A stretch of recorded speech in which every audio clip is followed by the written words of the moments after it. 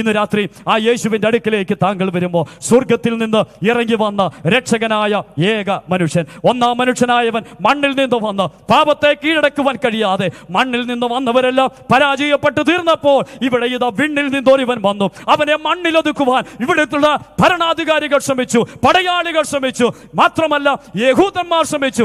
എല്ലാവരും ഒരുപോലെ അവനെ മണ്ണിലൊടുക്കി തീർക്കുവാൻ ശ്രമിച്ചുവെങ്കിലും അല്ലയോ കോട്ടയമേ, അഭിമാനത്തോടെ 85 വർഷമായിട്ട് ഈ നഗരിയിൽ നിന്നുകൊണ്ട് ഞങ്ങൾ ഉച്ചൈസ്വരം വിളിച്ചു പറയുക, അവനെ അടക്കി വെക്കുവാൻ കല്ലറയ്ക്ക് പോലും കഴിഞ്ഞിട്ടില്ല, അവനെ മണ്ണിലൊടുക്കുവാൻ ആർക്കും കഴിഞ്ഞില്ല. അവിടുന്ന് മരണത്തെ വെന്നു, അവിടുന്ന് ഉയർത്തെഴുന്നേറ്റു, അവനെ വെച്ച ഇടം വന്നു കാണുമീൻ എന്ന് ലോകത്തോട് വിവക്ഷിച്ചു കൊണ്ടിരിക്കുന്ന ഒരുവൻ ഉലകത്തിലുണ്ടെങ്കിൽ അവിടുന്നാണ് കർത്താവായ യേശു ക്രിസ്തു. ഞാൻ എൻ്റെ വാക്കുകൾ ഇവിടെ അവസാനിപ്പിക്കട്ടെ. പാപം ഇന്ന് രാത്രിയിൽ നിങ്ങളുടെ ജീവിതത്തിൻ്റെ വാതിൽക്കൽ കിടക്കുന്നു. അത് നിങ്ങളെ നശിപ്പിക്കുവാൻ, പ്രിയ ചേട്ടാ, പ്രിയ സഹോദരി, നിങ്ങളെ നശിപ്പിക്കുവാൻ അതിൻ്റെ ആഗ്രഹം നിങ്ങളെ ഇങ്ങനെ നോക്കിയിരിക്കുകയാ. ദൈവത്തിൻ്റെ കൽപ്പന ഇന്ന് രാത്രി നിരാകരിക്കരുത്, നിങ്ങളതിനെ കീഴടക്കണം. അതിനെ കീഴടക്കുവാൻ മനുഷ്യന് കഴിഞ്ഞിട്ടില്ല. എന്നാൽ നിങ്ങൾക്ക് വേണ്ടി കീഴടക്കുവാൻ സ്വർഗത്തിൽ നിന്ന്, വിണ്ണിൽ നിന്ന് ഒരുവൻ ഈ താണഭൂമിയിലേക്ക് വന്നു. അവൻ കീഴടക്കി, പാപത്തിന് പരിഹാരം ഒരുക്കി. ഒരു കാര്യം മാത്രം നിങ്ങൾ ചെയ്യണം. ഇന്ന് രാത്രി ഞാനൊരു ചോദ്യം ചോദിച്ച് അവസാനിപ്പിക്കട്ടെ. നിങ്ങളുടെ വീടിൻ്റെ മുമ്പിൽ കതക് തുറക്കുമ്പോൾ വീടിന് മുമ്പിൽ ഒരാൾ നിൽക്കുന്നുണ്ട് എന്ന് വിചാരിക്കുക, ഒരാൾ കിടക്കുന്നുമുണ്ട്. ഇവിടെ ഇരിക്കുന്ന നിങ്ങൾക്ക് മനസ്സിലാക്കാനായിട്ട് ലളിതമായിട്ട് പറയുക. ആദ്യം കാണുന്നത് ആരെയാ? ചോദിച്ച് സമയം കളയുവാനില്ല.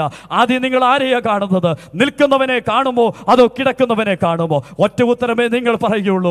വീട് തുറന്നു നോക്കിയാൽ ആദ്യം കാണുന്നത് അവിടെ നിൽക്കുന്നവനെയാ, കിടക്കുന്നവനെ പിന്നാലെയാ കാണുന്നത്. വിശുദ്ധ ബൈബിളിന്റെ 1-ാമത്തെ പുസ്തകമായ ഉൽപ്പത്തി പുസ്തകത്തിൽ നാം കാണുന്നത് പാപം വാതിക്കൽ കിടക്കുന്നതായിട്ട് ആണ് എന്ന് വരികയും ഒടുവിലത്തെ പുസ്തകമായിരിക്കുന്ന വെളിപ്പാട് പുസ്തകം 3-ാം അധ്യായം 20-ാം വാക്യത്തിലേക്ക് വരുമ്പോൾ അവിടെ ഒരുവനെ നിങ്ങൾക്ക് നിൽക്കുന്നതായി കാണുവാൻ കഴിയും. അത് മറ്റാരുമല്ല, ഞാൻ വാതിക്കൽ നിന്ന് മുട്ടുന്നു, ആരെങ്കിലും എൻ്റെ ശബ്ദം കേട്ട് വാതിൽ തുറന്നാൽ ഞാൻ അകത്ത് വന്ന് അവനോടും അവൻ എന്നോടും കൂടെ അത്താഴം കഴിക്കുമെന്ന് പറഞ്ഞ് ഈ വാതിലിന് മുന്നിൽ ഒരുവൻ നിൽപ്പുണ്ട്. ചോദിക്കട്ടെ, ആദ്യം കാണുന്നത് ആരെയാ? ഇന്നു രാത്രി കോട്ടയം പട്ടണമേ, നിങ്ങൾ ഇത് തിരിച്ചറിയുക. ഒരു മനുഷ്യൻ ആദ്യം കാണുവാൻ കഴിയുന്നത് വാതിക്കൽ കിടക്കുന്ന പാപത്തെയല്ല, മറിച്ച് വാതിക്കൽ നിൽക്കുന്ന രക്ഷകനെയാണ്. നിങ്ങൾ ഏതെങ്കിലും കാരണത്താൽ ആ പാപത്തിൽ ചവിട്ടുന്നു എങ്കിൽ അതിന്റെ കാരണം ഒന്നേ ഉള്ളൂ, നിങ്ങൾ ഈ രക്ഷകനെ മാറ്റിക്കളഞ്ഞിരിക്കുന്നു, നിങ്ങൾ ഈ രക്ഷകനെ തള്ളിക്കളഞ്ഞിരിക്കുന്നു, നിങ്ങൾ ഈ രക്ഷകനെ വകഞ്ഞു മാറ്റിയിരിക്കുന്നു. അതുകൊണ്ടാണ് നിങ്ങൾ പാപത്തിൽ ചവിട്ടി നിത്യ നരകത്തിലേക്ക് പോകുന്നത്. അതുകൊണ്ട് ഇന്ന് രാത്രിയിൽ യേശു നിങ്ങൾക്ക് വേണ്ടി നിൽക്കുകയാണ്. യേശുവിൻ്റെ അടുക്കിലേക്ക് വരുമോ എന്താ ചെയ്യേണ്ടത്? ലളിതമായ ഒരു പ്രാർത്ഥന. 5 രൂപ മുടക്കേണ്ട, ഒരിടത്തും യാത്ര ചെയ്യേണ്ട, യാതൊരു കഠിനാധ്വാനം ചെയ്യേണ്ട. ഇന്ന് രാത്രി നിങ്ങളുടെ ഹൃദയം ദൈവം മുമ്പാകെ ഒന്ന് സമർപ്പിക്കുമോ? ഇങ്ങനെ പ്രാർത്ഥിക്കുമോ? നസറേനായ യേശുവേ, ഞാനൊരു മഹാപാപിയാണ്, എൻ്റെ പാപത്തിനായിട്ട് അങ്ങ് ക്രൂശിൽ മരിച്ചു, ഞാൻ അങ്ങേ എൻ്റെ രക്ഷകനും കർത്താവുമായി അംഗീകരിക്കുന്നു. കണ്ണുകളെ ദൈവസന്നിധിയിൽ അടയ്ക്കും ഒരു നിമിഷം. ഇന്ന് രാത്രി ഈ ശബ്ദം ശ്രദ്ധിച്ചിട്ടുള്ള പ്രിയപ്പെട്ടവരോട് വിനയത്തോടെ പറയട്ടെ, പാപം നിങ്ങളെ തീർക്കുവാൻ, ഇല്ലായ്മ ചെയ്യുവാൻ പാപം വാതിക്കൽ കിടക്കുന്നു. അതിൻ്റെ ആഗ്രഹം നിങ്ങളിലേക്കാകുന്നു. നീ അതിനെ കീഴടക്കണമെന്ന് പറഞ്ഞ പ്രമാണത്തെ മനുഷ്യൻ ലംഘിച്ചു പോയപ്പോൾ മനുഷ്യന് കീഴടക്കുവാൻ കഴിയാത്ത പാപത്തെ കീഴടക്കുവാൻ ദൈവപുത്രൻ ഈ താണഭൂമിയിലേക്ക് വന്നു.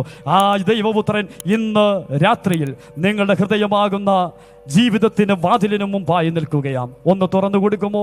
യേശു നിങ്ങളോട് പറയുന്നു, ഈ വാതിലൊന്ന് തുറക്ക്, ഞാൻ അകത്തേക്ക് വരാം. നിങ്ങൾ ഇങ്ങനെ പ്രാർത്ഥിക്കുമോ?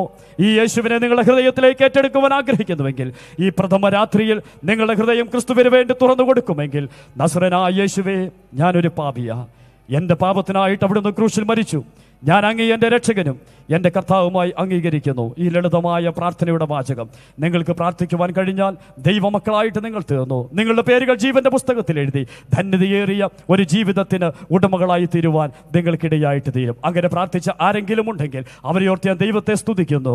ഇന്ന് രാത്രി ദൈവത്തിൻ്റെ ജനമേ, നമ്മെ രക്ഷിച്ച നമ്മുടെ രക്ഷകൻ, നമ്മെ നടത്തുന്ന നമ്മുടെ രക്ഷകൻ, നമ്മുടെ ശിക്ഷാവിധിയെ മാറ്റിയ നമ്മുടെ രക്ഷകൻ അവിടുന്ന് താമസം വിനാ വരും. ആ കർത്താവിനോട് ഒരുമിച്ച് നാം ആയിരിക്കും. ആ വലിയ പ്രത്യാശയോടുകൂടി ഈ ഭൂമി ദൈവം നമ്മെ ഏൽപ്പിച്ച ഉത്തരവാദിത്തങ്ങളെ നിറപടിയായിട്ട് ചെയ്തു തീർക്കുവാൻ സ്വർഗമെല്ലാ നന്മയും തരട്ടെ. വചന കേൾവി അതിന് മുഖാന്തരമാകട്ടെ.